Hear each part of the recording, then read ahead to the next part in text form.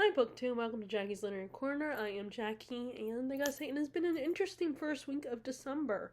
Sorry it's taken me so long to film another video for you guys, but we were visiting my sister the first 4 days of December, and then on the day we were leaving, we got a call from our neighbors saying that all the lights in our county were out.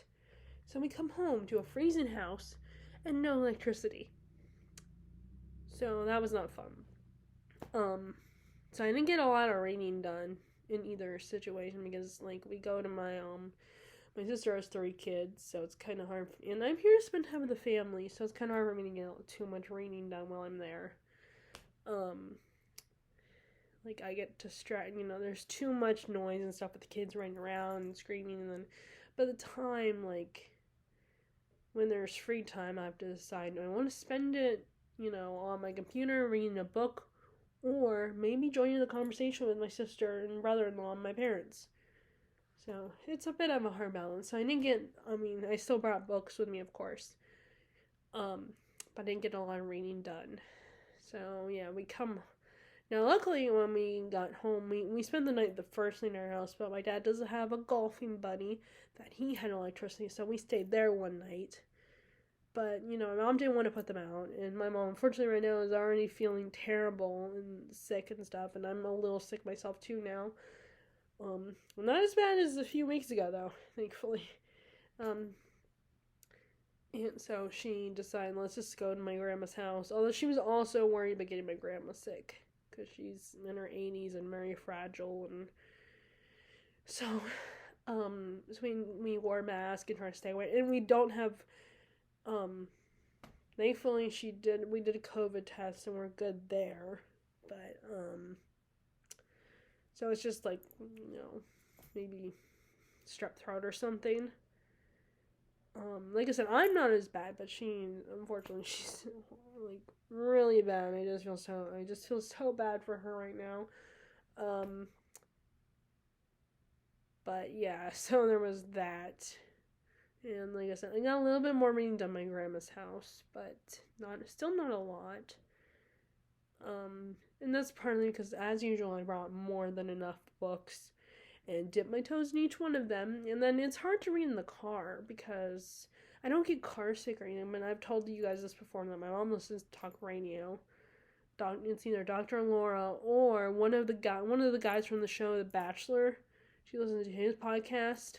Sometimes, and it's very distracting, and sometimes I do kind of get into it, and I don't want to, but sometimes it can be very interesting. But yeah, she's a big fan of that show, and I don't watch it. I just kind of, I'm not a big reality TV fan person, except for, I did watch American Idol at one time, and I did used to watch that, and there were shows there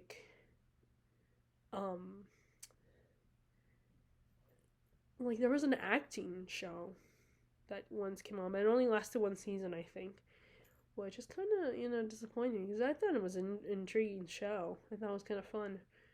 But I think they were trying to be like the equivalent to American Idol, but with acting. It just did not work.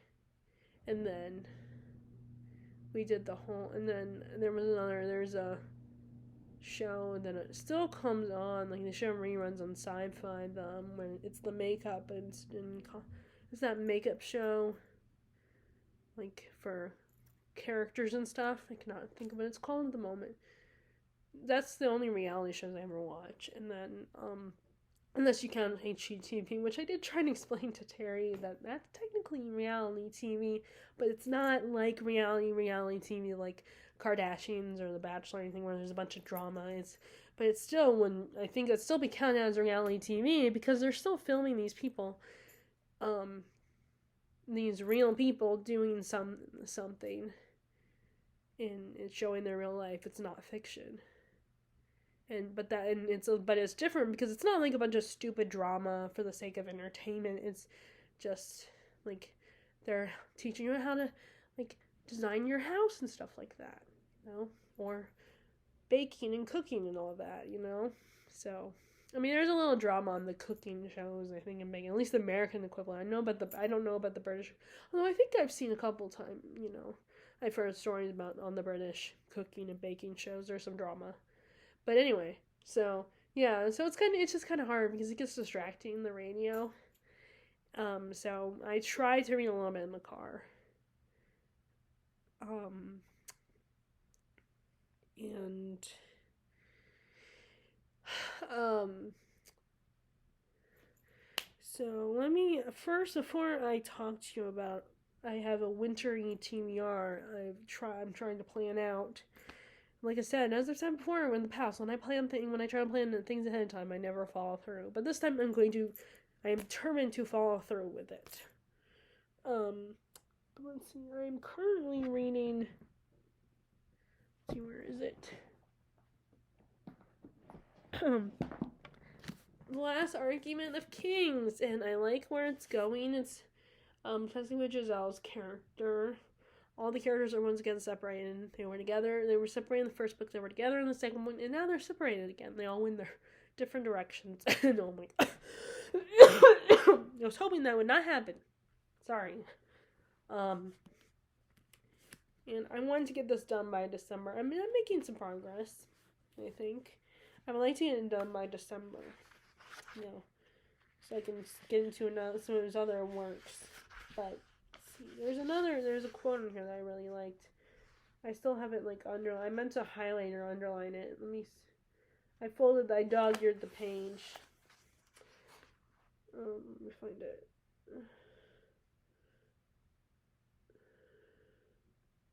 Okay, so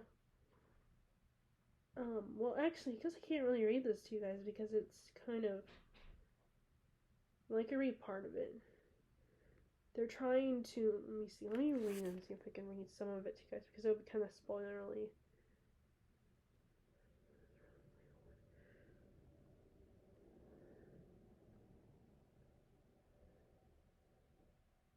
Okay, so I can read the first part of it where, that I really like. There's something that's revealed, and some of the people are demanding proof of it being true or not.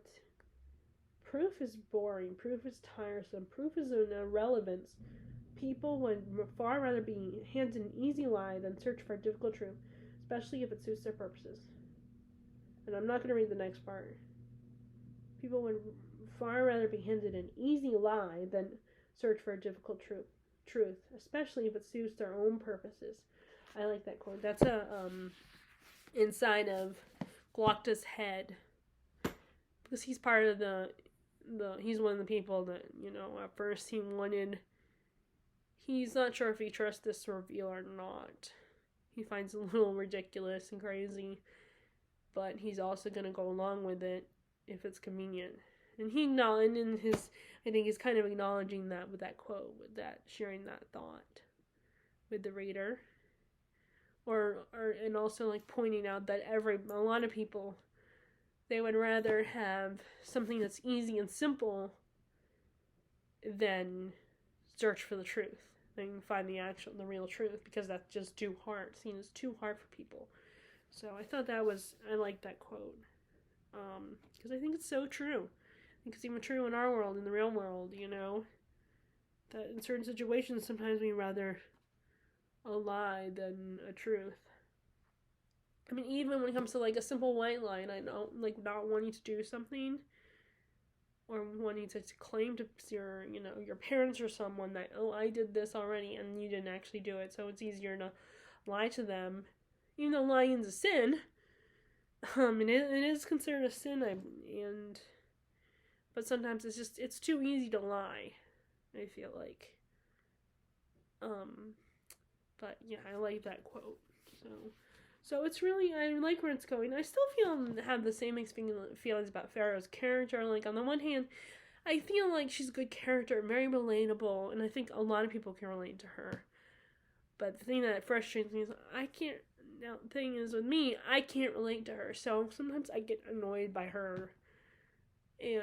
But then another part of me gets where she's coming from, in the sense I can sympathize, and I can understand her anger and distrust of people, and automatically getting mad at people, um, and calling like everyone these other people the pinks and everything, because I mean her whole family and friends were killed. So of course she doesn't trust anybody and thinks that they're all bad guys. But at the same time, as the reader, I know a little differently that I think people are complicated and will make bad choices, and but it's hard to see that when someone slaughters everyone you love. But I didn't, and also um yeah, and it's really good. This last book is I'm really enjoying it. We did finally meet Bethod. I still don't know how to say his name, and I mean, I think I understand why. I think the character, what Joe Abercrombie was going for, is this was a character story, and he was focused on the like that war is about people, and that some people may think that they're in the right and that they're the good guys, but they might not be. And everybody has a different perspective on this. And so it's not like good versus evil situation, it's just people versus people. And it's all about your experience and how you feel in that, with that experience, how that makes you feel and how you see the world. So I think that's probably why we don't meet Bethod in the first and the second book. We don't meet him till now. We just hear a lot about him. Like our main characters are not saints. They're not just because we're in their heads, but that doesn't mean that they're the good guys. They could be just as much bad guys as Bethod and his guys, his people, his supporters. I still wish we had more time with Bethod's character. You saw his perspective more. And he came in a lot sooner, like in the second book or something. He doesn't have to come in the first book, just if he had come in the second book. That would have been nice. But that's okay, though. I mean, I'm glad we finally get to meet him. Because I wanted the characters to talk about him. But anyway, so I'm pretty far into it, So I definitely want to read some of it today. I'm definitely going to read a good chunk of it today. I'm also reading House of Hollow, which I have that on my nightside table, so I'm not going to get up and get it. But it's I think it's considered YA, or it could be new adult because the characters feel older. But we have our main characters, Iris, Vivi, and Gray. There are 3 sisters. Something happened to them when they were in Scotland as little girls. And the back description implies Fae. And I'm assuming Fae. Although they describe the world as not like fairy, not like the fairy realm.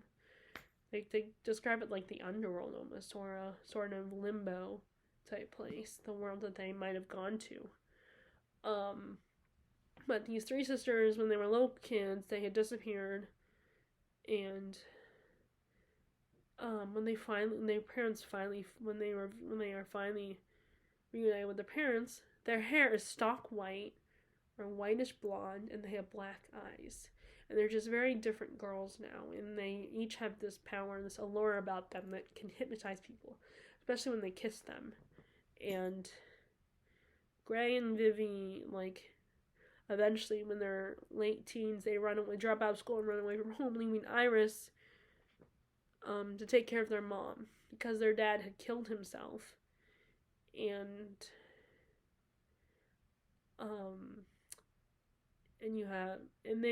Iris and Vivi have very opposite personalities. They are very close with Iris, though. And Gray one day disappears. So Vivi and Iris are trying to find her. It's really good. It's a very dark story. There's some creepy and gross stuff in there. In the story so far, I'm getting the But I think it's really good, very intriguing.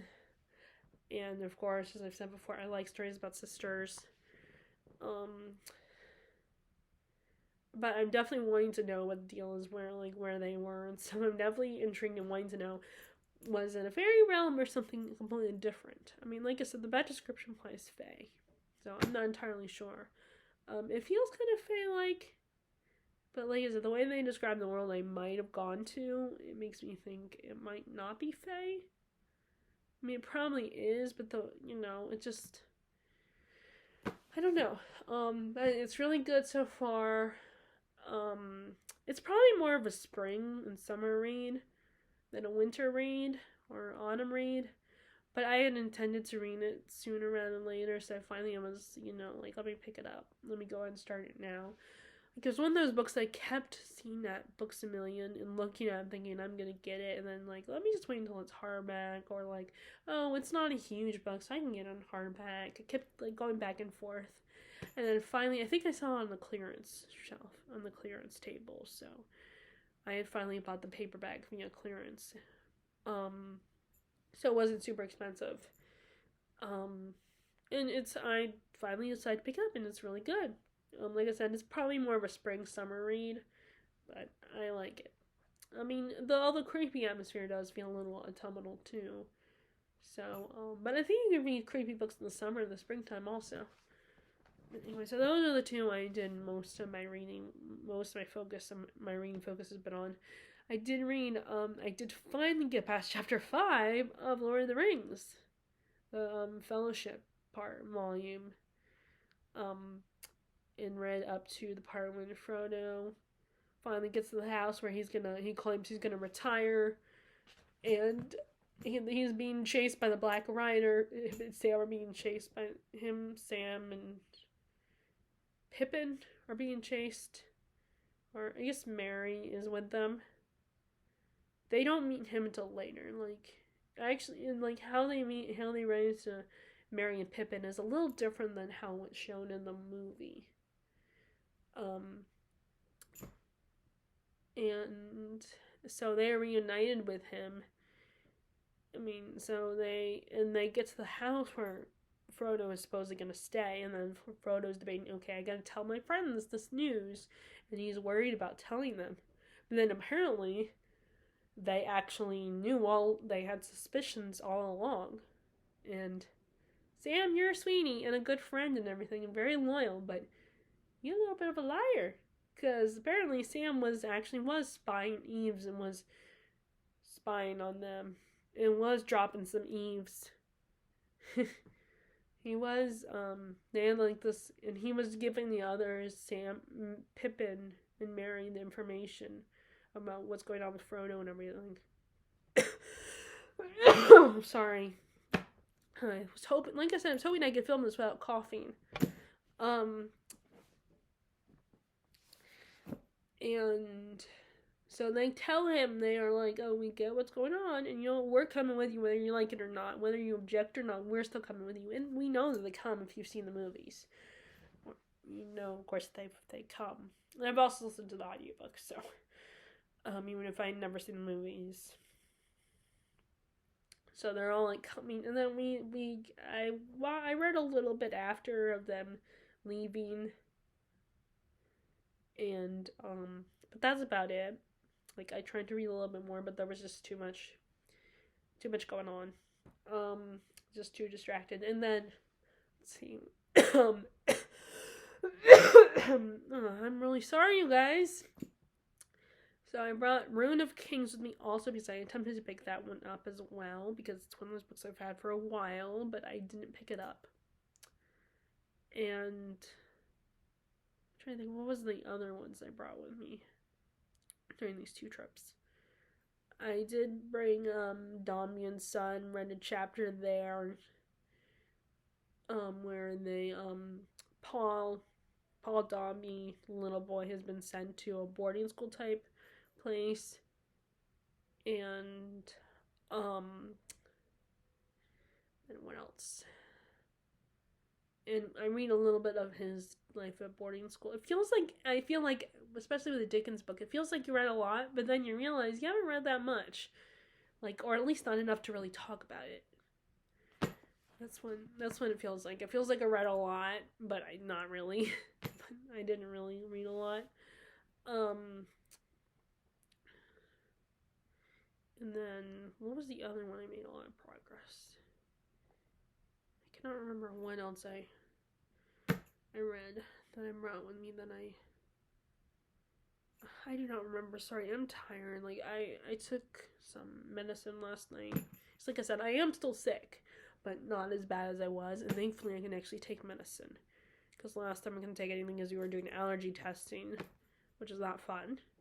I mean, it's probably compared to whatever other test they had, it was probably not that big, probably better. The test that I did have to do was probably better compared to the test that I would, not the other option, that they were gonna, but this one was still uncomfortable. I had to wear these little stickers on my back, and I couldn't get them wet, so it was hard to take a shower to, get cleaned up and stuff. And, it was just really uncomfortable and itchy wearing that on my back, so yeah, so that was fun. That was just so much fun. But because, I was getting the testing done, I could take any medicine, so that's why I was super sick a few weeks ago. But now, I could take medicine, thankfully. But anyway, so yeah, I cannot think of what else oh, yeah, I tried to attempt to bring Robin Hood with me. That's right. Let me see. I don't think I have it over here. It's not I don't think it's the favorite one, the favorite version of Robin Hood. It's a different one. But it was, you guys, but I tried to read that, and I'm just thinking it was not good timing, because the writing style is a little more challenging. I mean, it's in plain English and everything. Is not a super hard read. It's not like old English, like trying to read Beowulf or something. But it was still, like, I still feel like it required some concentration on my part. And there was times when it felt a little, like, dry, and, I couldn't get into it at the moment, so I just need to read it when there's less distraction, and maybe during the springtime it might be a better option in the springtime, because I was like trying to decide, do I bring one of my Jules Verne books with me, or do I attempt that one, or maybe The Time Machine, which is in this pile actually on my floor, but so yeah, I also made a little progress on that one. Read the first chapter basically, because it's 43 pages, the first chapter, and I kept having to stop for a second because I was tired. So yeah, that is what's going on there. And then let me show you what I got recently. Well, I guess you'll need to see that one, because I think I've already shown you guys this one. I don't know if I have. I think I have. Yeah, I think you guys have already seen this one. The Night and Its Moon. I was thinking about, before we left with my sisters, I thought about picking it up. It kind of makes me think of, like, a lot of those books, like Twilight and Sarah J. Maas's works and stuff. Like, it gives me that kind of vibe. Or like, what's that one fairy series? Julie Kagwagwa's. Sorry, that was a bad pronunciation of her last name. That is not how you pronounce her last name, probably. Her own Fae series, or Holly Black's Fae series. It makes me think of that, but I've been wanting to attempt this, because I got it at Books A Million, so I spent the money and got it, so I'm going to read it. So I guess I don't need to show you. The two books that I do need to show you, I've only got 2 books here to present to you guys for books that I bought recently. Like I said, I want to film because I haven't uploaded in the last week. So I only have 2 books to show you as far as a haul goes. And they're both books in a series. So first, when we were at my sister's, my 2-year-old niece, she had a Christmas party at her school that my mom and my sister went to. My sister and my mom went to that, and all the boys stayed home, and I decided to stay with them because I didn't feel like, and I mean, I probably could have gone. They probably would have minded if I tagged along, but it was good. It was fine though. I would rather do what I did that day. Well, no, not necessarily. I mean, it still would have been fun to watch my niece perform. My mom did make a video, or either my sister or my mom made a video. No, I think my mom made the video, which was really cute to watch her. And you saw in my niece, she's like ringing. They were doing Christmas carols, and she was ringing these little jingle bells, and you knew when she saw my mom, because she got so excited and immediately pointed at her and pointed and saw her in the bag. I was like, "That's my Lola." It was so cute. That's a Filipino for grandma. So that's what they call my mom. And I think my sister wanted them to use the term for grandma in the Philippines for what they'll call my mom. But anyway, so I'm probably gonna have fun. It would have been fun, but I still had fun that day. And we went to Cabela's because my dad and brother-in-law are very outdoorsy types. So when they went to take the boys, so they got them a little bow and arrow set, like a kid-friendly one, but can still hurt you. Apparently, could still hurt if you get hit by it.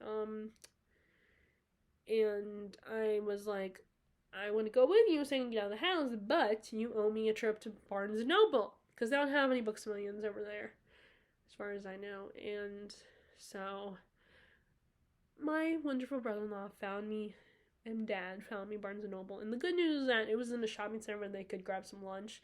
So they went to Panera while I was shopping around. And this is what I got, The City of Dusk.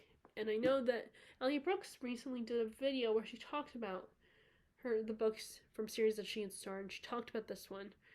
And, I think it was a video about books that she can't stop thinking about, but she wasn't sure about when she first read them. So, but yeah, now I did not know. I had watched the video after the fact. She talked about that book. Because it was later that night when I was watching a little bit of YouTube, I saw the video.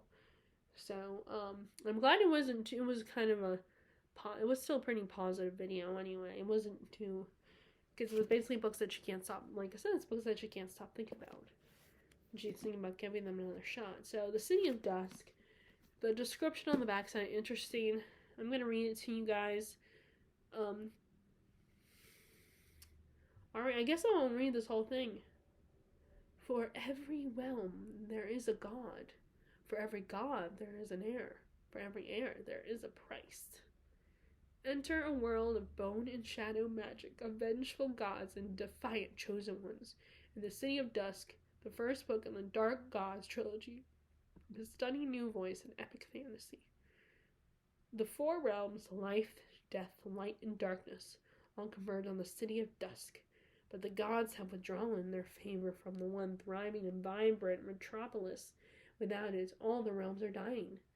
Unwilling to stand by and watch the destruction, the four heirs to divine power, Angelica, elementalist with her eyes set on the throne, Risha, a necromancer fighting to keep the peace, Nicholas, a soldier who struggles to see the light, and Tasia, a shadow-wielding rogue with a reckless heart, will become reluctant allies in a quest to save their city, but their rebellion will cost them dearly.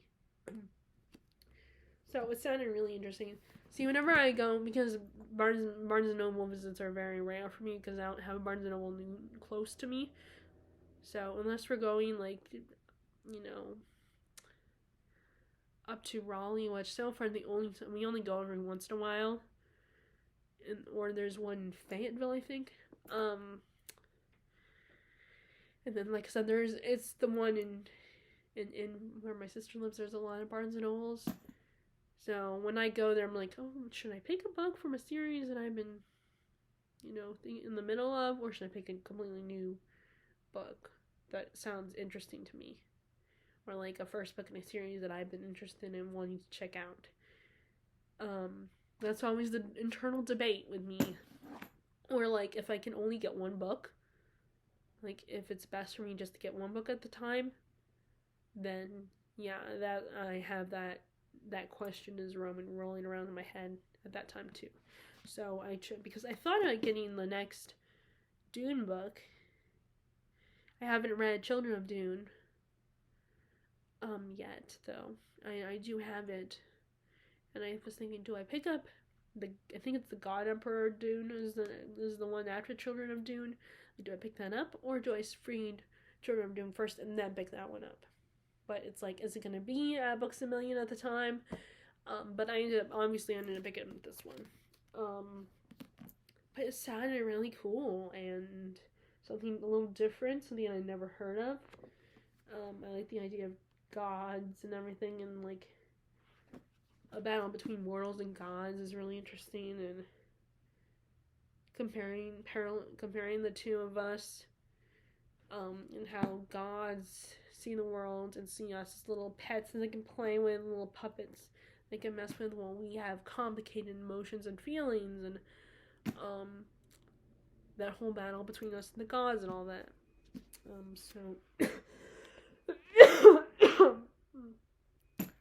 And then, so that sounded really intriguing. And it's the first book in a series. And there's a lot of books, or trilogy.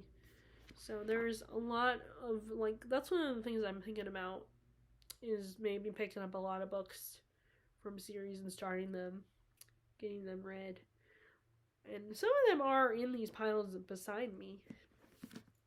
So the last one, the other one I got was one I ordered, because like we were doing it was of course a new month, and I was ordering a few more Christmas gifts, books of course, and stuff on Amazon, and I ended up picking up, and then I figured, I'll take the opportunity and get this book. This is one that I actually first heard about this from Becca in the Books, and she thought it, and I remember her thinking that her only disappointment about this book is that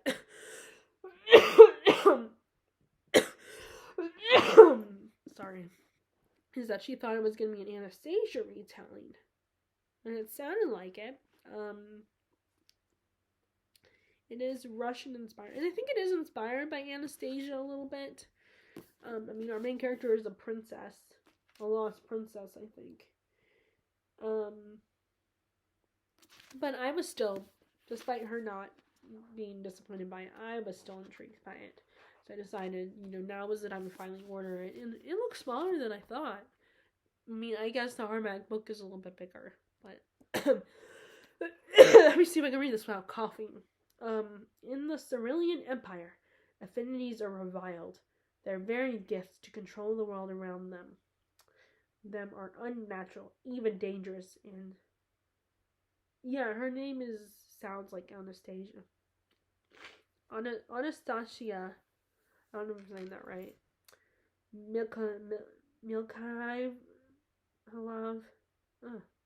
Milkov, the crown princess is one of the most terrifying. Anna's ability to control blood has long been kept secret, but when her father, the Emperor, is murdered, she is the only suspect. Now, to save her own life, Anna must find her father's killer. But the Cerulean beyond the palace walls is one where corruption rules and a greater conspiracy is at work. One that threads the very bounds of Anna's world. There's only one person crooked enough to help Anna. Ramsin Quicktongue. Ramsin is a cunning and crime lord with sinister plans, though he might have met his match in Anna. Because in this story, the princess might be the most dangerous player of all. So it has vibes of Anastasia, but I still like this cover. I'm not a huge, I'm also like, well, although it doesn't bother me so much when there's people on the cover, like, I don't necessarily love the, I don't hate it, but I don't love the tie-in edition covers. Because I feel like they're not super creative. And I imagine that's the reason why a lot of people don't like them, because they're not very creative. They're just basically taking the movie poster. They're creative for the movie, maybe. And they sell the movie by showing the image of the actors in the movie, in a scene from it, but I feel like for books, although I guess in some situations, like some movies that change the title. Like I was watching Josh from the Book Voyage in his TBR, and he mentioned Cabin in the Woods. I think that's what it's called, Cabin in the Woods or something. And I think I know why they might change the title. So they changed they're making he mentioned they're making it a movie, and they changed the title. Cabin at the End of the World. Never mind. It's called Cabin at the End of the World. So never mind. Because at first I was thinking, oh, maybe it's the same name as there's a horror movie by Joss Whedon called Cabin in the Woods. It's kind of a teen horror movie making fun of all the tropes in teen horror movies, and all the cliches and stuff. But actually, no, Cabin at the End of the World is what it's called. Is what the book is called. And they're making a movie, and they changed the movie title. I don't know, maybe the title they have for the movie is more catchy. That's what I always think. I always assume that either it's too similar to another title, or they need a catchier title for a TV show or movie version of it. Like, I know they changed, like, Song of Ice and Fire does not necessarily roll off the tongue. Like, if you're used to saying Song of Ice and Fire, then yeah. But I think when you first, the title doesn't roll off the tongue, and you can't make it an acronym. Like with the Game of Thrones, like the title Game of Thrones is catchy, and it grabs your attention, and which I don't know why they.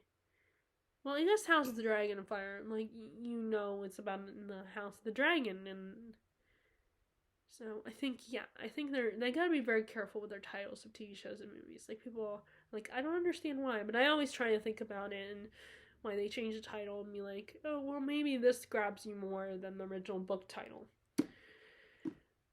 But yeah, I just saw the trailer for it, and it looked good, and it had Dave Bautista in it.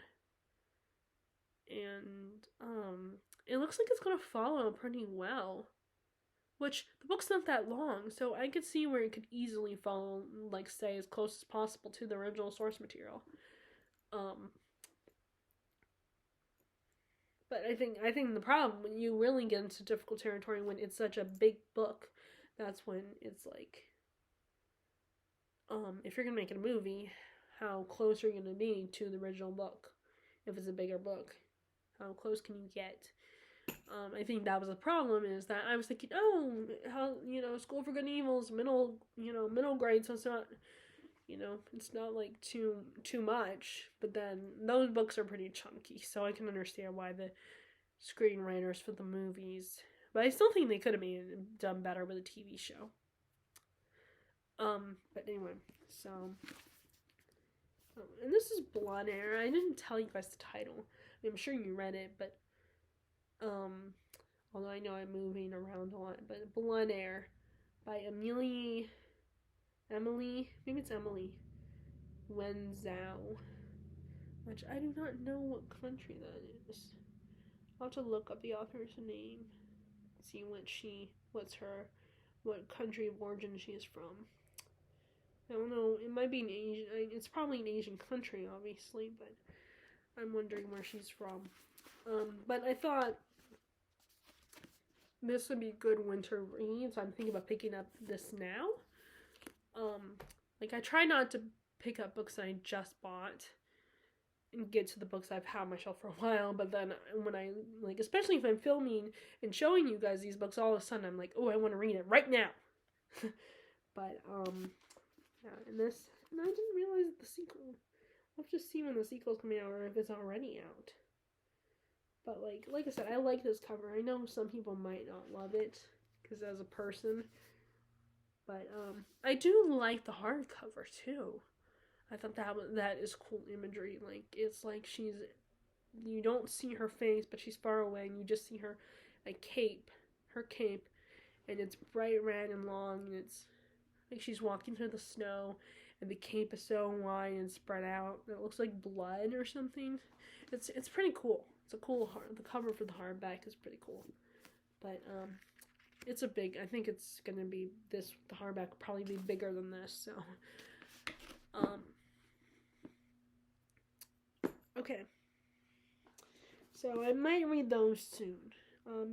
Or at least Blood Heir I might get to sooner rather than later. Okay, so that's what's going on. Now, let's talk about my winter reading. So I have a lot of books here that I'm thinking about reading. And I've kind of tried to organize them into piles with like a theme in mind. But there's some of them that I had trouble with figuring out where to place them.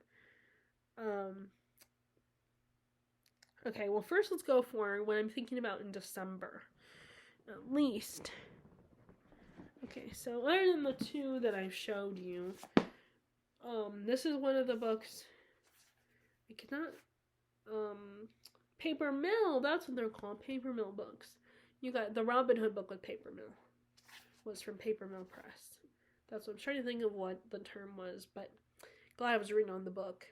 But I'm thinking about Time Machine, especially since I'm so behind on my reading right now.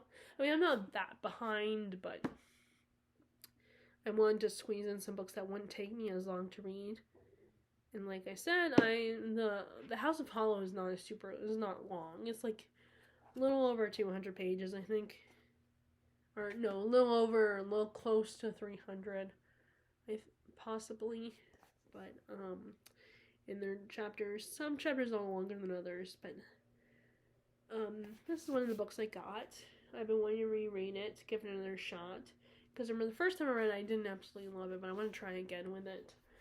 And these were really cheap. I mean, I got them off of not Book Deposit or Book Outlet, so, and that's actually where I got Blood Heir. It was also a Book Outlet purchase. And it was actually a couple dollars cheaper on there than Thrift Books, so I decided to go ahead there, I think.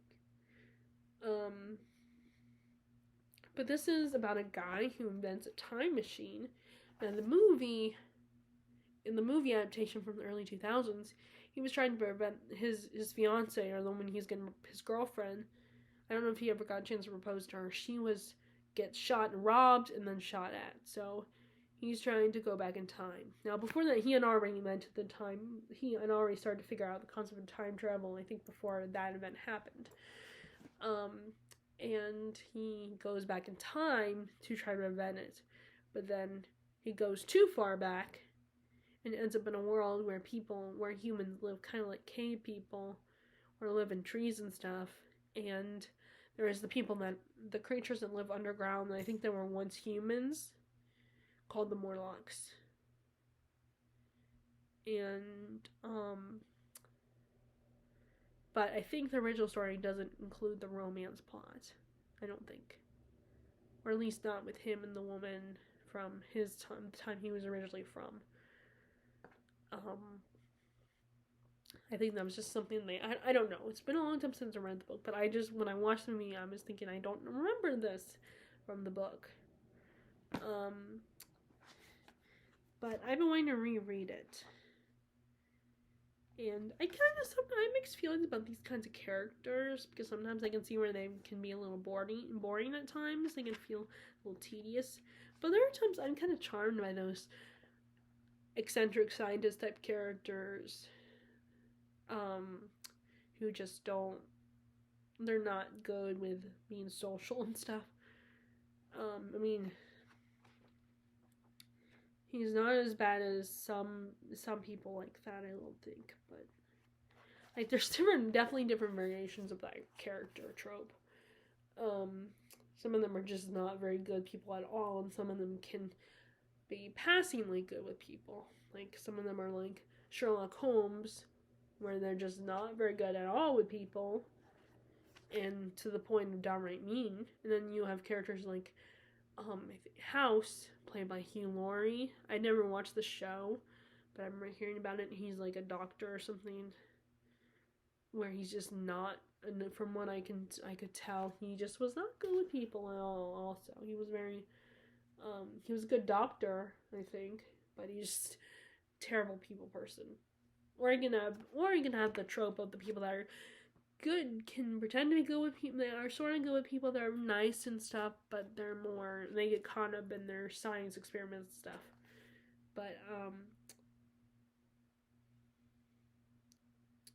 yeah, I wanted to read this because I'm continuing to try to get more into science fiction, and I figured, why don't I just go ahead and buy it again and read it? And it's cheap, and it wasn't that expensive. Like, I got it from a book outlet, and it's a paper mill press version, so I don't feel as guilty if I end up not loving this.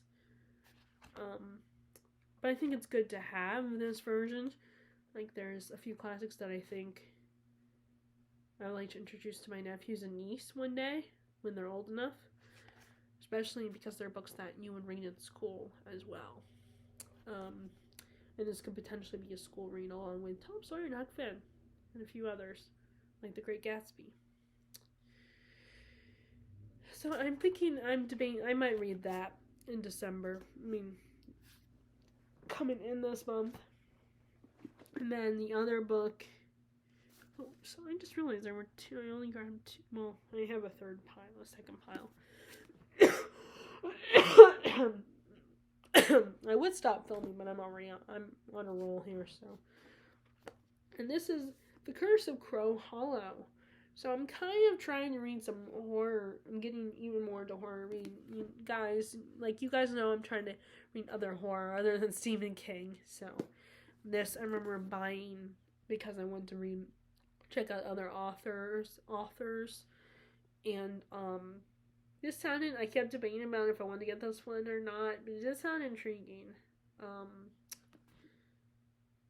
think I got this at the roast office. So it wasn't that expensive, I think. Yeah.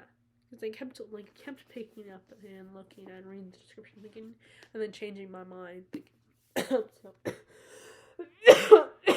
So, I could see this being a teen movie, like a teen horror, going from what I remember. So let me read the back. Everyone in Crow Hollow leaves Alvaretta Graves, the old widow who lives in the mountain. Oh, everyone in Crow Hollow knows of Alvaretta Graves, the old widow who lives in the mountain. Many call her a witch. Others whisper she's insane. Everyone agrees the vengeance of Alvaretta, sworn her husband's death, hovers over them all. That vengeance awakens when teenagers stumbled upon Alvaretta's cabin, incurring her curse. Now a sickness moves through the hollow. Rumors swirl that Stu Graves has risen for revenge. The people of Crow Hollow are left to confront not only the darkness that lives on the mountain, the darkness that lives within themselves. So I could see this being this one. I could see just by that back description. I could see this being a movie. Even if it's a made for TV movie or something. It sounds really good and really intriguing. Of course, teenagers being stupid is what sets it off. Everything. But yeah, I figured, I'm gonna read, I think December, there's certain times of year that are great for horror reads, I think. Like, not just October, but I feel like, oh, and it's signed. I didn't think about that. I didn't notice that. It's signed. But I think, like, December, you could read horror books, because, you're stuck in the house sometimes, depending on where you live.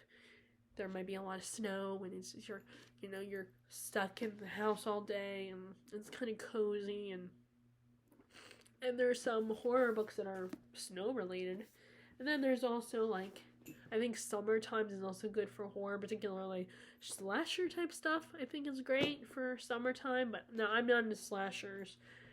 I have seen some of them, but they were never my favorites.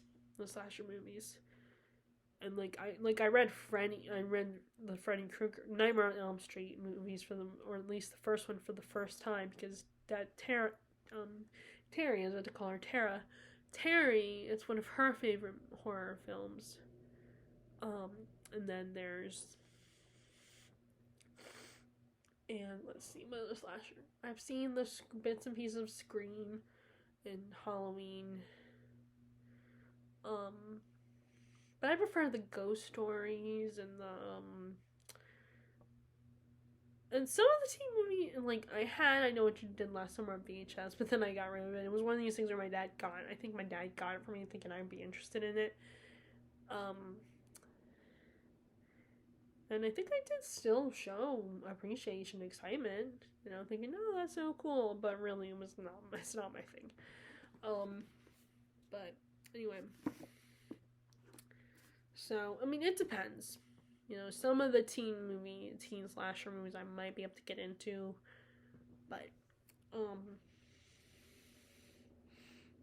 yeah, but I figured I'll go ahead and check it out. If anything, I can read in January if I don't get to it December. Okay, so a few more books. Okay, this is definitely, you have to read this in December because it takes place at Christmas. That is A Christmas Carol. I've read this quite a few times, and I've seen the movie adaptations quite a few times as well. My favorites are probably most people, Muppet Christmas Carol, which Cinema Therapy did an episode about that one, and then I also like the musical version with Kelsey Grammer as Scrooge. I think that's really good. It's by Hallmark actually, and it's Kelsey Grammer. Jennifer Love Hewitt plays, I think it's Belle. I think Belle's the girlfriend. I always get Belle, the girlfriend, and the sister's names mixed up. I think Belle is the girlfriend, the fiance. And Jason Alexander plays the ghost of Marley, and I think I talked about it last year when I did a Christmas Carol video on my favorite Christmas Carol adaptations or something. But yeah, you gotta read this during Christmas time. And there's another there's 3 of his Christmas stories are in here. Christmas Carol is the first one. The Chimes, which I thought was okay. The Haunted Man is the other one. There's only 3 chapters in that one.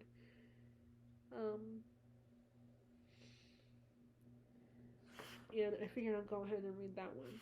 But Dickens has a lot of Christmas stories. I did attempt to read some of his short stories, but that didn't go well. I think that's just because I'm so used to his longer books that it was the short stories felt unsatisfying. And also, you guys know I've had a mixed relationship with short stories. But yeah, I feel like you gotta read A Christmas Carol around Christmas time. If you're a reader and you like, you like Dickens and classics and stuff, read Christmas Carol around Christmas. It's an easy read. It's not super long. It's not easy. I mean, until you're comfortable with Dickens' writing style. If you're comfortable enough with his writing style, then it's easy. But I know it's not easy for everybody. But yeah, I feel like you have to read this around Christmas time. And then, also, I might pick up another Dickens, which is Bleak House, which I've already read. So I might, and I've been wanting to reread it. I did, obviously, as you can see, I did start my reread. And yes, it's cloth-bound edition. I know a lot of people recommend not reading the cloth-bound editions and just using them as decoration, but an aesthetic. But I really love these, and it's I can't, and there's no sense of me having 2 copies. I don't have room on my shelf for having 2 copies. One that's just for looks, and then one that's for, so if I really wanted these, I need to get them, and then get rid of the paperback copy. So I got them. And they do look like vintage, older books. They look like vintage books from the past, how they would read them back then. So, and, I feel like my books, I don't read them, I space out when I reread them. So, I just want to have a few of these. And I can't have multiple copies. So either I get these types of editions, or I don't get them. And I drool over them every time I see people have them. So I was like, you know what? I can do what I want. So, and I'm choosing to buy them. I know people recommend not to do that. Not to buy them and read. I mean, buy them, yes, but not to read them. But I don't care. I can do what I want. So, So yeah, so if so like I said, a lot of people say don't read them because it fades a little bit, but I don't read them that often. But anyway, so and this was $26 in the U.S., but it's probably cheaper where I got it. Um,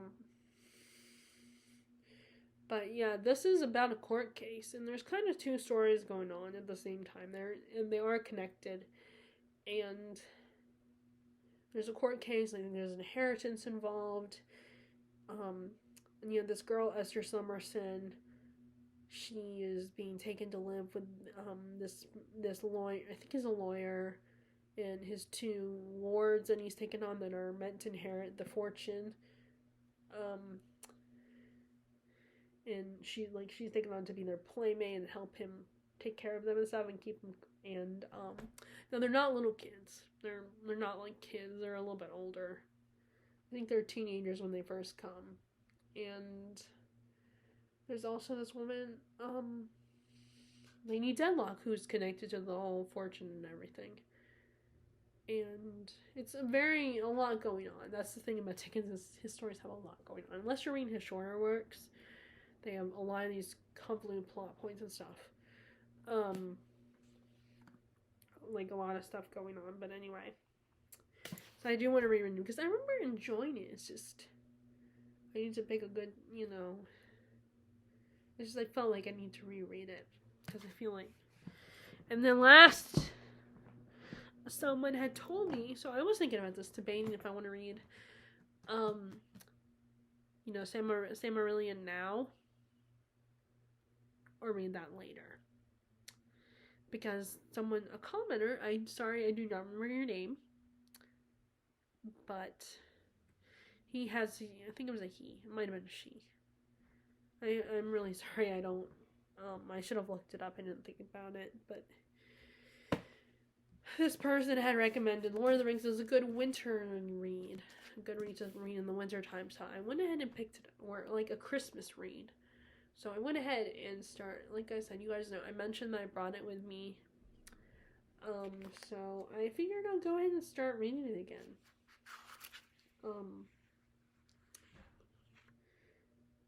And like I said, I did finally get past chapter 5, I think it was, where they're trying to get to the home where Frodo was intending to retire, but he's really not. But as you can see, I already got a little bit dirty. I don't know if you can tell. Yeah, so these chocolate stains, these brown stains on. I don't know if that's chocolate or what, but I think that's chocolate. But it shows it's well loved. So I think this is the continuing the story of The Hobbit, which part of me is kind of hoping that I'll get The Hobbit for Christmas so I can reread it, because I used to have the Mass Market of The Hobbit. That was the only Lord of the Rings related book that I read all the way through the first time. So, and I was just inspired to reread it again, to check it out. So I feel like the Lord of the Rings has been following me because I love the movies. I watched these when they came out. I saw them in theaters. I don't think I saw I don't know if I saw The Fellowship, but I know I saw one of the other movies in theaters, possibly the second one. But I remember, so I had a best friend, Christina, elementary school starting in we met in 3rd grade, but then we kind of temporarily parted ways because another friend that she had wrote me this mean note. Because I think she got jealous that Christina and I became really good friends and started hanging out during recess and stuff. And I guess she felt left out and wrote me this nasty note. And that we talked to our parents got involved, guidance counselor and everything. And that was the time when she gave me the secret garden. And, so for a while we weren't talking. And then we met up again in middle school and we started talking again. And and that girl I ran into her one time in middle school in the hallway, and we ran into each other, and she actually apologized, for her actions as a kid, and, it was all good. I had moved on from it myself. I mean, I don't even remember my reaction at the time. I don't know if I cried or what, but, yeah, so we reunited and became good friends in middle school. And she was into Lord of the Rings. She was a huge fan. Her room was devoted to Lord of the Rings. And she was a huge fan of, obsessed, crushing on Orlando Bloom, who played Legolas. And she was like, her room was a shrine. She had action figures, had a blanket. She watched every movie that Orlando Bloom was in. It kept following his career after Lord of the Rings, and just she was such a huge fan. And my thing, I was focused on Harry Potter at the time, and we even did role play where we created characters for both those universes, and not when I did years later, around 2011 with Once Upon a Time and everything, but it kind of was role play, and I intended to write it as a book, and it was just we would talk about it on the bus. I treated it like it was a book that I was gonna write, and I even attempted to write a musical with her once, but it just didn't go anywhere. Like, we talked about it, and I wrote titles for songs and everything, but it never went anywhere. Um, but yeah, and I was very jealous of her room. I loved her room. Um, I remember one time it was just me and her to sleep over, which I really loved. I enjoyed it was just me and her. Same thing with the other two girls, when just me and one of the Jessicas. I liked that better oftentimes, and now I'm a little different. Now I feel a little different, about that. But we spent the whole sleepover moving her furniture, and I remember I couldn't stop. We were just very giggly, and we were moving her furniture around because she wanted to change it up a little bit, which I don't know. We were like teenagers, early teens, moving her furniture. It's like, how? I don't know how we did it, but we did it, I think. So we eventually went our separate ways when we got to college. We were like close, and also I kind of felt sometimes I was always worried that I was just tagging along, clinging too much to them. I felt like left out amongst the three of them at the time, and I just felt like an outsider among them sometimes. And by college, like I said, we went our separate ways because, of course, college, you take different classes and you're not always in the same class together. Um, so years later, Terry, Lord of the Rings fan, and the funny thing is, she likes Legolas's father, whose name I do not remember. She is a fan of him. She has a crush on him and everything. So it's just, and who doesn't love the elves? Most people love the elves. And eventually I gave her my copies of the Mass Break because I was thinking, oh, I've seen the movies. I don't need to read the books. And yes, I know that books often have so much more in them than. And it just drove me crazy because I kept anticipating someone would say something to me if I ever talked about it. Like, you need to read the books. Like, would do the whole gatekeeping thing of saying the books are far superior, and you're not a Lord of the Rings fan if you've never read the books. The movies don't count. I was always anticipating I would have that reaction. And honestly, I never talked to anyone about it, so, except for them. So I never encountered that, and then finally I was like, let me just, in case that ever happens, let me listen to the audiobook. So I listened to an older audiobook, not the Andy Serkis one, but a much older one. It was okay, it was good, but I could say to people, I have listened to the story. I have not physically read the book, but I have listened to the book. So it's still taking in the book. It's just not me staring at the pages and reading the words. It's someone reading it to me. And then finally, the last year when Terry was visiting for the summer, I was like, you know what? I'm gonna go get the book. I'm gonna buy a copy of the book. And I did see some of those newer editions were really pretty. So I got this one. And this one is I think this is how it's supposed to be.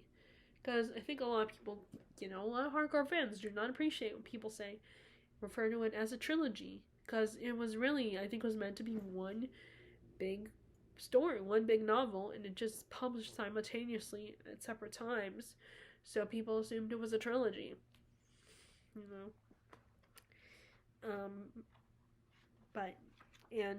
I read the Hobbit book when it came out, when they were talking about the movie coming out.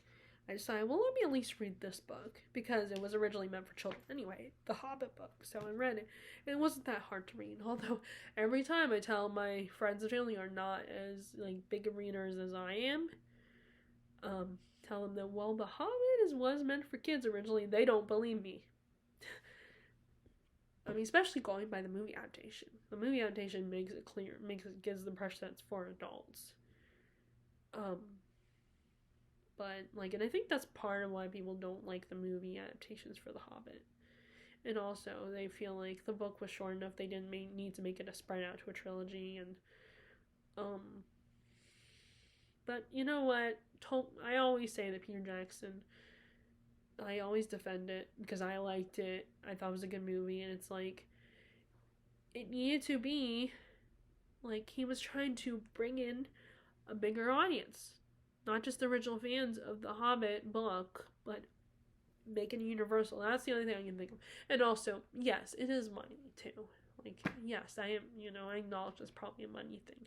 They can make more money off of it being a trilogy, but I also like to think that it was also because he was trying to please a wider audience, not just the audience that loves the original books. But yeah, so this, like I said, I was recommended to read this for Christmas, so I did start it. I'm reading it on and off. Here's the problem, though. Like I said, I have so many books that I think, oh, this will be great for this time of year, and it's just like, and you know what I think I might do? I make this into a two-parter, because it's going to be a long video, so I'm going to make it into a two-parter. So I'm talking about a few more books I have here, like a pile that's on this side, and then I'll do part two. So yeah, so those are the books I'm thinking about for Christmas. Okay, so let's see, let's look at the pile I have here. Okay, so let's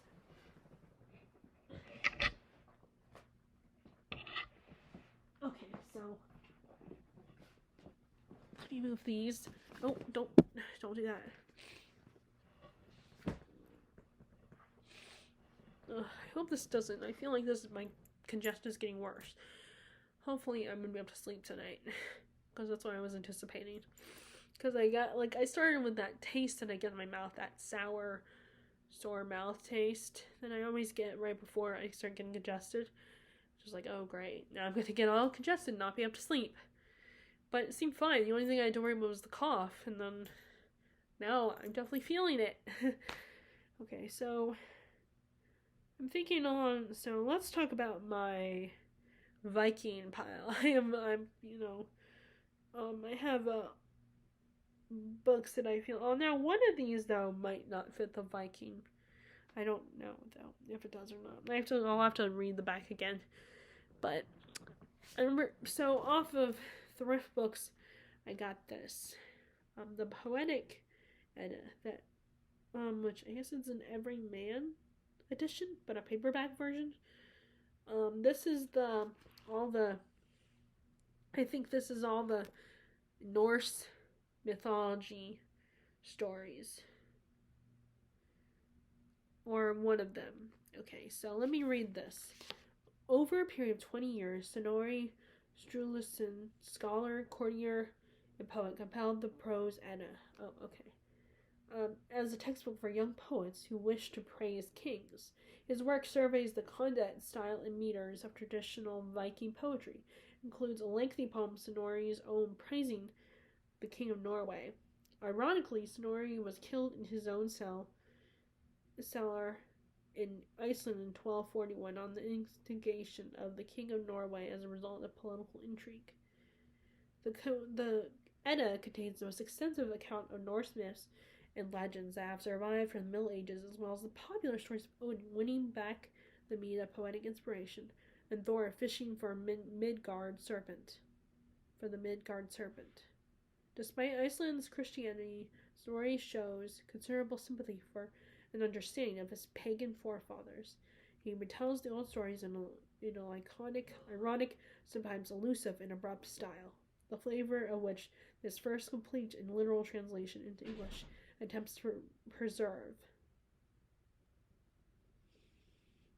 And this is the only edition available with introduction, text summaries, indexes, and chronology of early Icelandic literature, which I thought was really cool. Oh, and it's funny how much more expensive it is in Canada. So this is in Canada, this is $17.99, while here in the UK, it's really cheap. It's cheap, much cheaper. Like in the UK, it's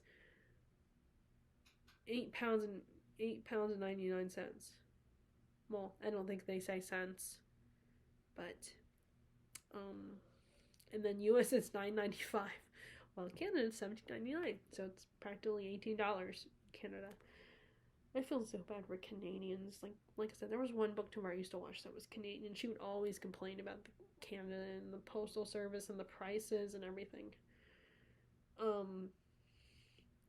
But yeah, so that's this one. So all the mythology, and it's not the first mythology book that I have here. Which I will show you. Let me go ahead and show you that one. Then I have this one as well. They show these at Booksmelting. I don't know if they have them at Barnes and Noble, but they have these of a lot of, they have Irish myths and Indian myths and Native Americans and all from different cultures, African, and I picked the Norse one. It's a collection of all their tales and stuff. This might have more than the Prose Edda, or about the same. I don't know if this is inspired by. But yeah, I wanted to get into Norse myths because like everybody's all about the Greek myths, but I wanted to try the Norse stuff. You know, like my closest to Norse myths has been like the Marvel, which is not. I know it's not accurate. It's but so that's why I want to read the original stuff. And I've heard some stuff about, like, there's a John Solo is his name. He does a lot of videos where he, talks about the myths and stuff and the real stories and everything, and he explains them and their history, and he also talks about fairy tales as well, kind of like what Jen Campbell on BookTube does with fairy tales. And so I've always been intrigued, especially because it's just so funny that everyone loves Loki on Marvel. Everyone, including myself, is a huge fan of Loki, and they all have crushes on Loki and think he's still awesome. And, like, it's just funny, and he's even worse, I think, in the original myths. So I thought, I want to know more about him and what the horrible stuff he's done and how bad he really is in the original myth. And like I said, just funny that everyone crushes on his Marvel counterpart. Including myself. So yep, I want to read. So this is the start of my Viking theme, and then here's the book that I wasn't sure if this is considered Viking or not. This might not be Viking.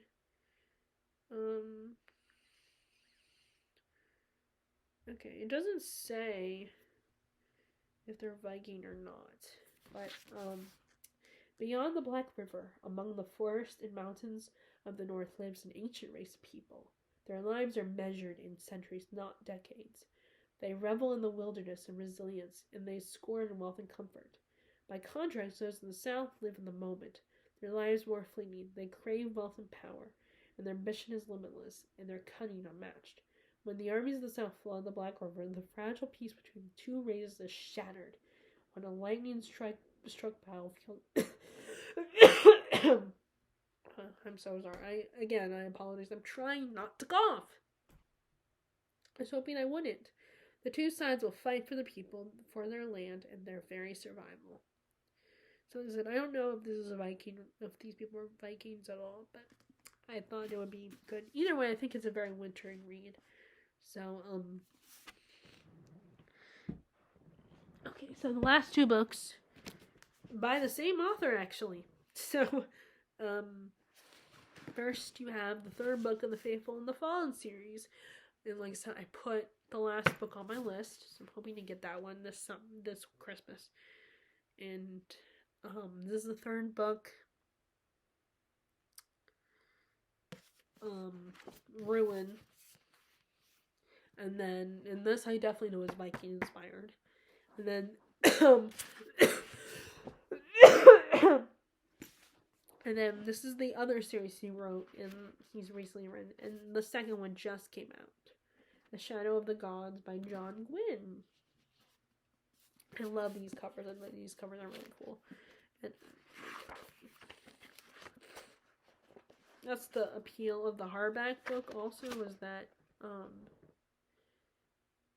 let's see, that is so cool, is that you can take that off and have it be like a poster. That's the appeal of the hardback book. But yeah, so that's my Viking inspired theme I'm thinking about. Like I said, I don't know if the wolf is Viking or not. And then I have two books that I feel like are very religion. I would love to put them together, and that is because they're kind of religion related. That is The Name of the Rose, which, as you can see, I already started. I've been reading this for on and off. Basically, a monk gets murdered, and they're trying to decide if it's suicide or if he was actually murdered. And you have this brother William and his assistant, I remember, coming to investigate. And there's a lot of theology and philosophy discussed in this book. It's a little different than traditional mystery books and thrillers. It's a lot of deep dive discussions and stuff. So I don't think everybody who loves mysteries and thrillers would love this. I think only certain people would. It's very slow moving. And then this other book in my religious theme is The Pillars of the Earth. Again, another one that I've been reading on and off. This one is another one who's using my leather-bound bookmarks. I'm on chapter 6. But it's basically about the building of this particular church. And this one man and his family, and like he's taking care of his children. And along the way, his wife, who's giving birth, dies, and so he's forced to take care of a baby and his son and daughter, and the baby. And along the way, they meet this woman who has her own kid, and they fall in love, and they end up in this one place, in this one town, and the man, he needs work. He's a traveling, I don't know what his job would be, but he builds stuff, and sorry, that sounds makes me so dumb, but I really can't think of the word. I don't know if he'd be considered an engineer, or maybe he'd be considered an engineer, or a woodworker or something, and he hears about this church that they're trying to build. He wants to get that job, but they, and it is difficult for him to get because they don't, they have enough workers, they don't need another one. But then he proves his skill, and he gets the job working on this famous church. And there's a lot of corruption going on. There's people and the woman he meets on the road, she might be seen as a witch. And, there's a little bit of tension between, even though the two of them love each other, their kids don't necessarily get along. And they have different parenting styles, so they don't, they argue on what's the best way to raise kids. Because they do get married, I think. Or they're, actually, no, I don't think they're married, because that's a plot point, is that they're not married, and the church frowns on that. And it's really good. It's just, again, very slow moving along. And like I said, it's a physically big book, so,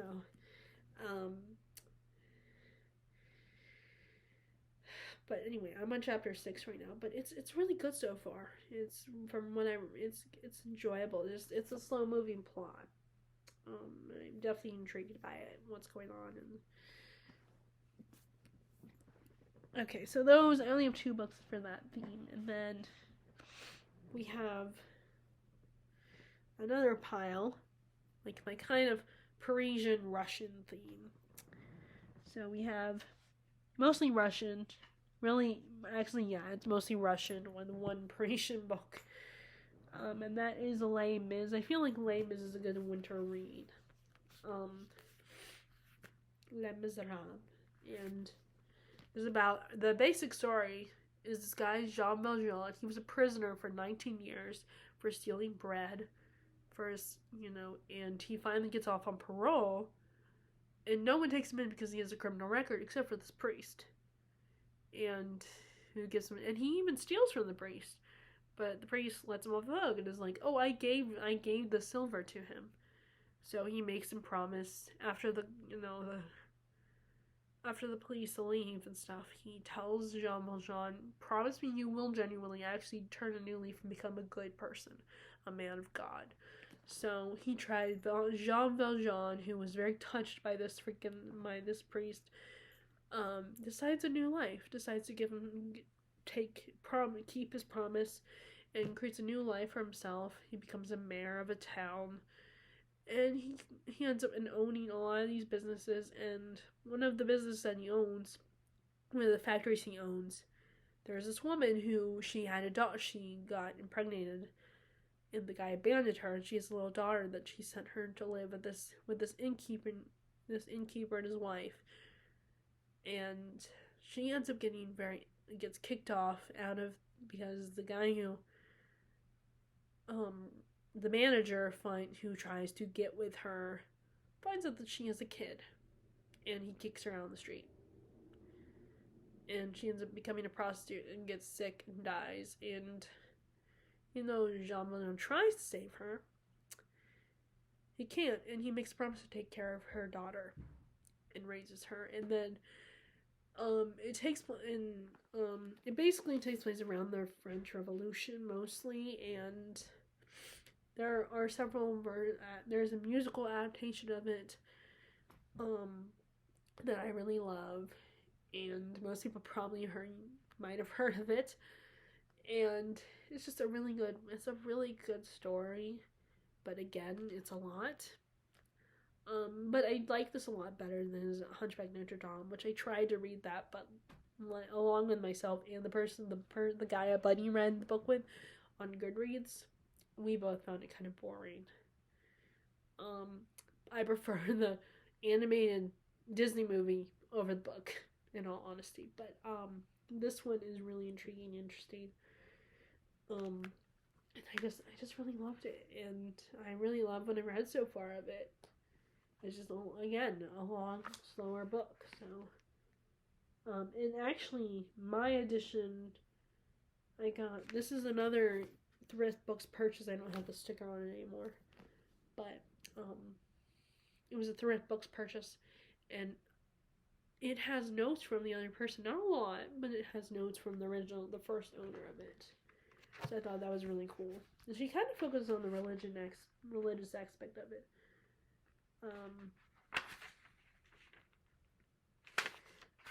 So she marks a lot of stuff in it and everything, and underline stuff. And she's a better underliner than I am, that's for sure. So I thought that was really cool. So the rest of them are Russian books. That's really the only French one I have. So, the Read Harder Book Club. And also meant to look up this guy's name, the guy who hosts the Read Harder Book Club, on BookTube.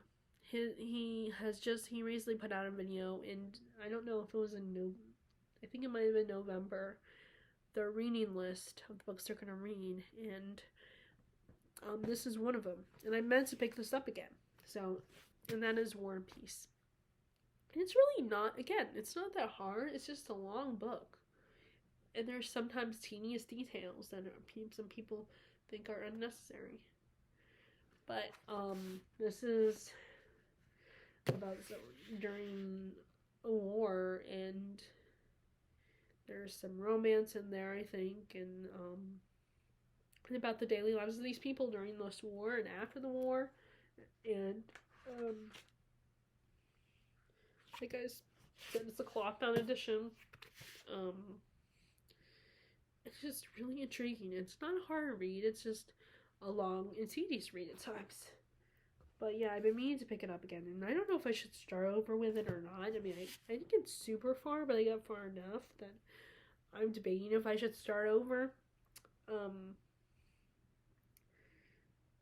but yeah, it was. I just remember being. I really was pleasantly surprised by it. But it was really good. It was very interesting, very engaging, and I'm trying to decide if I should read this one or another one.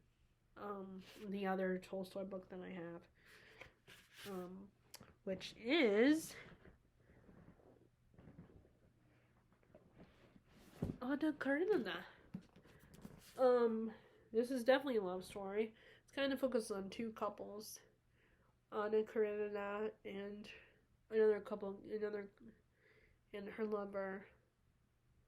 Um, like she's married to one of the princes, but she ends up falling. I think he's a prince, but she falls in love with Vronsky, I think his name is, and they have a secret affair. They have an affair, but we also have Kitty and Levin, which I think Kitty is the sister of Anna, and Levin is in love with Kitty, but Kitty does not love him. I don't know if they get married or not. I want to say I think they do end up getting married anyway. But and I think the Levin is a fan favorite character. So it's like, do I read this one or do I focus on War and Peace? It's hard to decide. I mean, they're both pretty long books, but the plot of this one isn't as convoluted as War and Peace. But so far I've read all of them. I've read both of them, and I like what I've read so far. So it's a hard decision to make. And then the other two Russian books I have here are Dr. Zhivago. And I don't know anything about this, except I'm guessing it's about a doctor. And I remember it's a really good, it was adapted into a movie. So let me read. Dr. Zhivago is a story of life and love of a poet physician during the turmoil of the Russian Revolution. Okay, that's all I'm gonna read. So it's about he's a poet and physician during the Russian Revolution. And it's his story. So, and this copy originally was $15, and it was $21 in Canada. But I got this for probably like $4 or $5 at the roast office. But yep. I think my mom liked the movie of this one. So there's that. And then the last Russian book that I have here is one that I keep picking up on and off. I need to finish it because this is the next Dostoevsky book that I want to read. I want to read this one before I get to The Idiot. But this is about these brothers, and their dad is kind of an ass, and one of them is a priest. The other one is, let's see, it doesn't say, I cannot remember. Okay, well, all it says is the impulsive and sensual Dmitri, the coldly rational Ivan, and the healthy, red-cheeked young novice Alyosha. And, their father gets murdered, basically. And they're all guilty of it. They're seen as guilty. And I think Dimitri's the one who's, like, caught between the two women. And actually, the Family Chow is a retelling of this. An Asian retelling of Brothers Karamazov.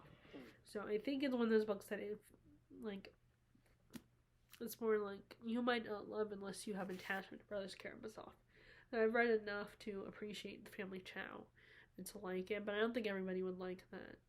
Because unless you know it's a retelling of Brothers Karamazov, and have read Brothers Karamazov and know what the deal is with that book, then I feel like not everybody loved it. And this also would probably go, these books with this Russian theme would probably go Blood Air would fit that one because, like I said, it's in Russia. And also, I should probably think about picking up Rule of Wolves as well if I did that theme. So maybe I should consider it. But I have so many other piles of books here. Which that will be the other set of piles will be for another video because it's already super long. Okay, so the next one I don't really have many themes, just piled these books together. So this one is kind of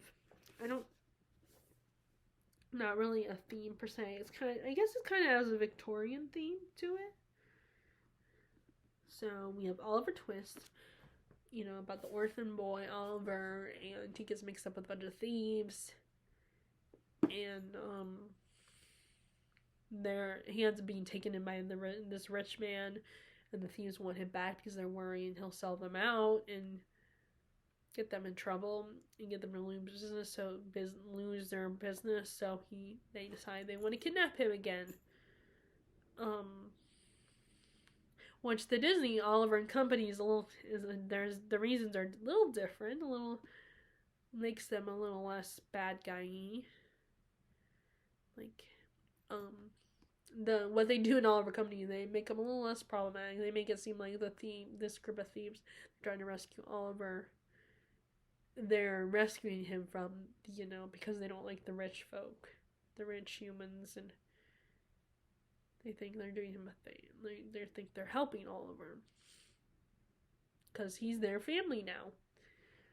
So they give him a little bit of nicer of a reason. Like Fagin in the Disney movie is a little bit nicer. Well, there's a lot of aspects of him in this original book that people are not happy with. Not his character, but the fact that I think because he's seen as he's Jewish, or you get the impression that he's meant to be Jewish or something. I think people have a big problem with that.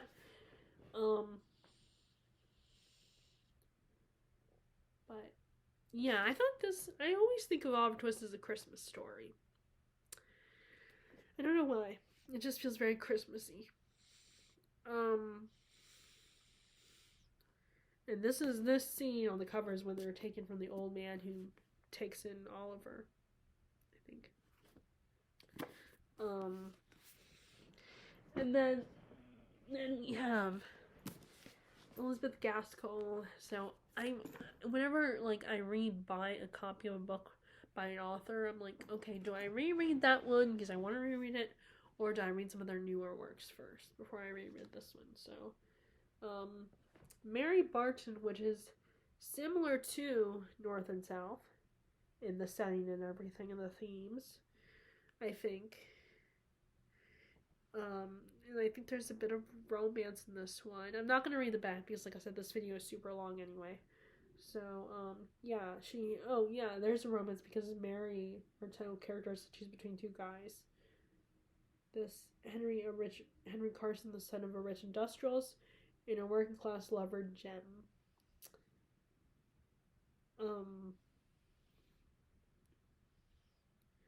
So it's there's a class divide, rich in between the difference, rich and poor.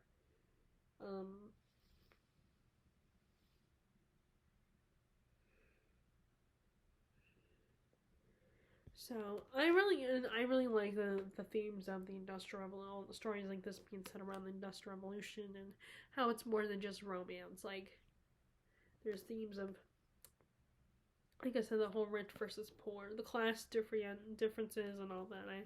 That's what I like about North and South. That's why I think I like North and South a little bit more than Pride and Prejudice. Like the issues of the Industrial Revolution are involved in that one. I mean, there is a class divide in that one, but mostly focused on the middle class and rich. So, in Pride and Prejudice, so here's that. Family Parsonage, the 5th or 6th book in the Barchester Tower series. And I think this is the church, the family who owns the parsonage, the church, or a small church.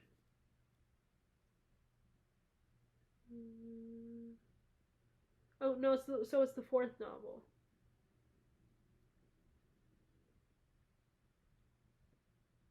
Okay, so it doesn't say what the plot is, but I'm guessing it's a church family, like a family of a smaller church, like a small parsonage.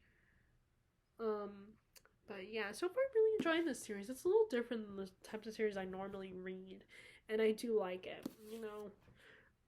I like historical soap opera type stories. I like it when it's historical. I'm more interested in that than the most recent time periods or today's soap operas, soap opera dramas.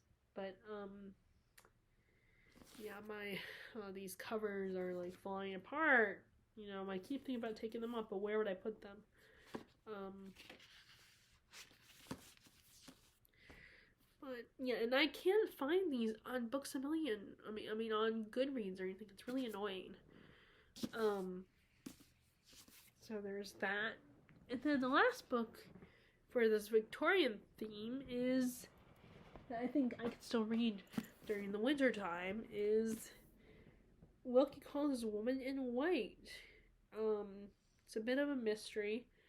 A lot of people, in this is the one I was considering for October before I decided I was more in the mood for witchy books in October. So, um,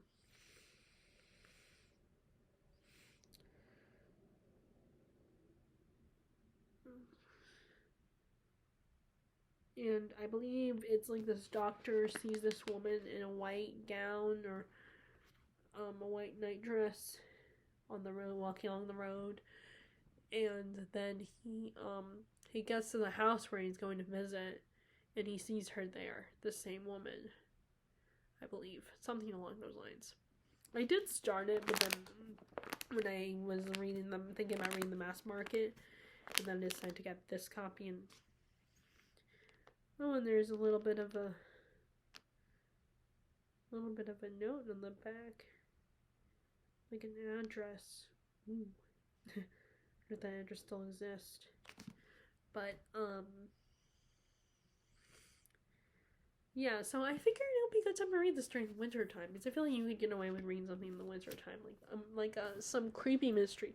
I think is because a lot of times, like, I think if you don't read in October, the winter time in general is a good time to read these kinds of books, because it's still like it gets darker a lot sooner, so you get a similar atmosphere, and you're inside all the time, especially if you live in a state or a country where there's a lot of snow.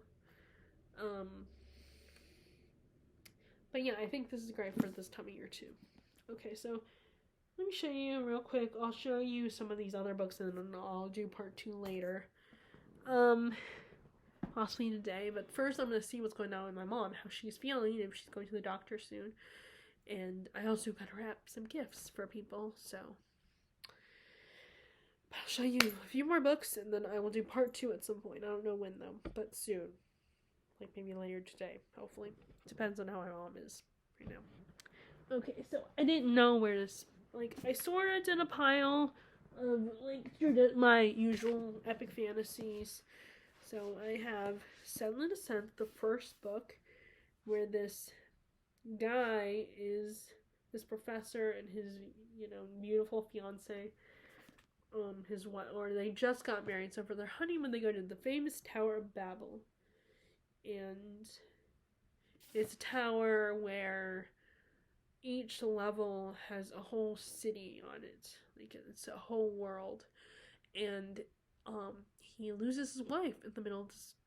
He loses his wife in this, and the first book is all about him finding her.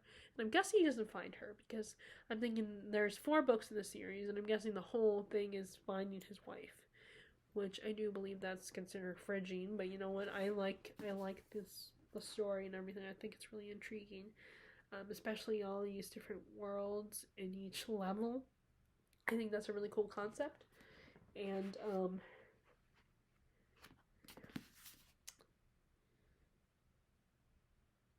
I just oh, he's a headmaster. That's right, he's a headmaster of a school, and so he has to find her. And I think the idea of Sutherland is probably very, like, he seems like a character that's very endearing. but you also get frustrated with him, I imagine. And he seems kind of like someone he's not a warrior or anything. He's just, like, he's probably very relatable.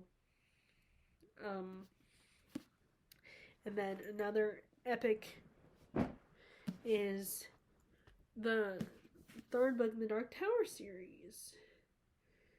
And, The Wastelands. I remember this was the one in the series that was my favorite so far because of the train. And, this is, like the third book in the series where all the, like, Roland and his content end up catching a train that likes riddles and is very Gollum-esque in his personality. So, and they think he's reunited with a character from the previous book. From the first book. And I think the whole book basically mostly takes place on the train.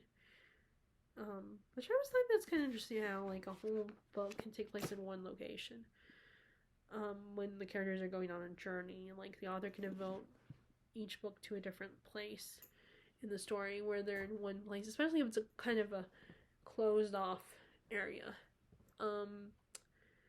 Which I feel like if there's not a lot of action going on, you can go into the characters' heads a little bit in the book. When you do that, you really spend time in the mind of the character and getting to know them and their past. Like, really opens up for character development. So, yeah, I mean, I want to pick this up because I don't want to fall behind that series. Because here's the problem. Last time I attempted to read that series, I did not love The Gunslinger at that time. I love The Gunslinger now. I mean, I know people don't. Even Stephen King himself said it's not his best work. But I actually liked it. I thought it was pretty good. And then I read the second one. It was at the end of last year. And so I figured, well, why don't I just save the third one for the same time I reread the first and the second one. So, and then, like, I attempted to read the first time, and like I said, I liked the third book, and I kept thinking about getting to the fourth one, but I kept putting it down, and I never got around to it, to the point where I was like, I need to reread these books, because I barely remember what happened. So, I remember bits and pieces, and as soon as I started reading it, I was like, oh, I remember now. I remember certain aspects and, characters and stuff like that. So I need to pick this up soon. And then last is, and I'm hoping I get the fifth book in this particular series for Christmas, because I have book 6, but I don't have the fifth book. And that is Robert Jordan's The Shadow Rising. This is the 4th book in the Wheel of Time series. And I don't know who's on the cover of it. I'm trying to think of who this is. Because it's not Roland. I mean, not Roland. His name is not. It's not Rand. I'm trying to think of who it is.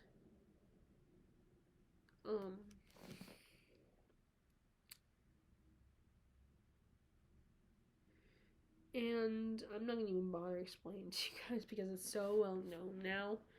And I feel like I couldn't give a good summary. Maybe that's a lame excuse, but I'm tired right now. I'm still, like I said, I'm getting sick again. So, this is the Warren book. Damn it. I keep doing that. Like I said.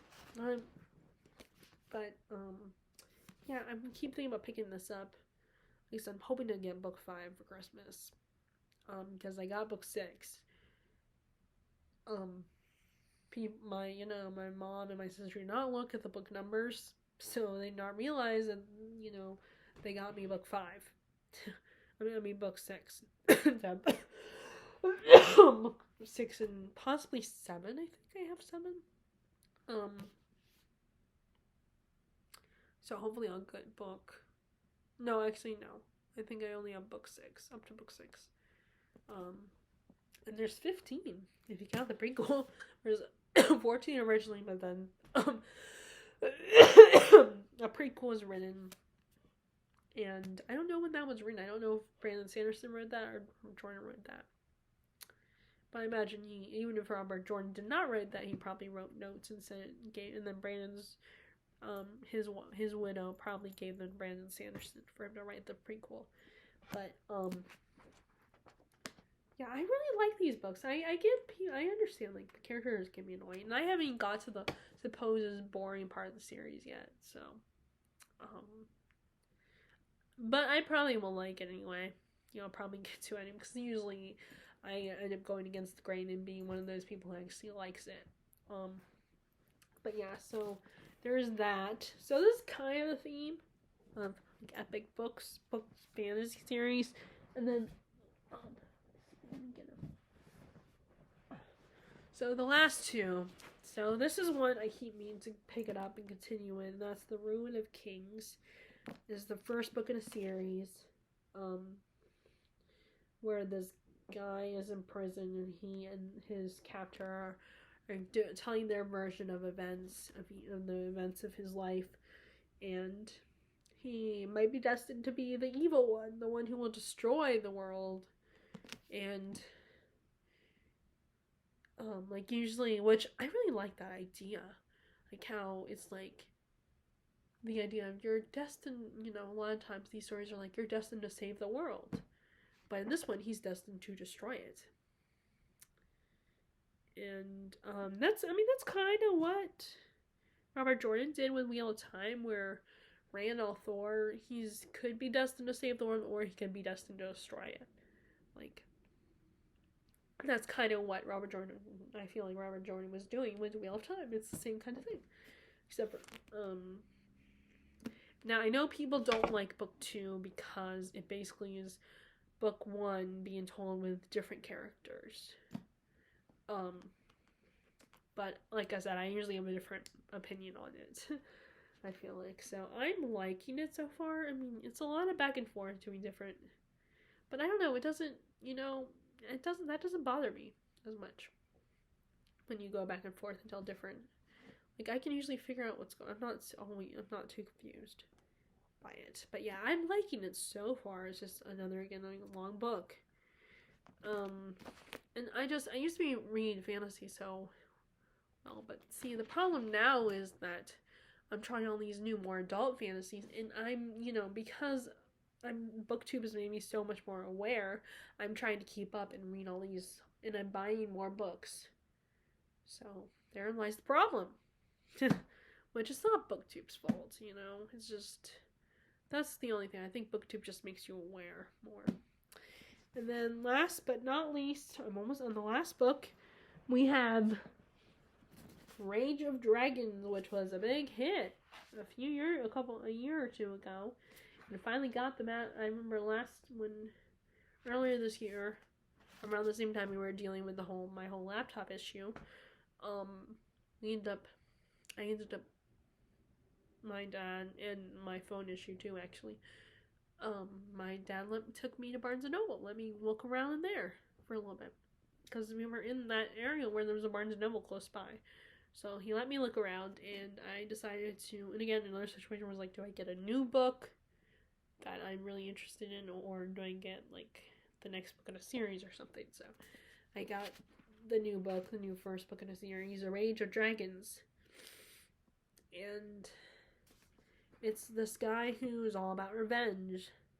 And he's not necessarily a likable main character, he's kind of, and he's, like, basically all about revenge and going down that spiral. So it's kind of like Batman in a way, but I think someone did compare it to like being like Batman with its plot and everything and our main characters. So I haven't picked it up yet, but I meaning to pick it up. It's just so hard to narrow these down, and like I said, this is only half of it. Like, I'm gonna do a part 2. I just gotta see what's going on with my mom right now, so I'll film part 2 in a little bit, or like maybe tomorrow or later today. I don't know, but anyway, that's so far half of the books I'm thinking about for winter time. Like I said, I need to narrow it down, but I'm just really bad at narrowing it down.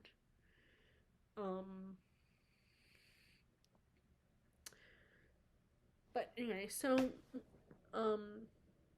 you can either share in the comments in this video or in the next video when I do part 2 the books you want to read this winter time. And I hope you like this video, and if you did, please give a thumbs up and click subscribe if you haven't already and are interested.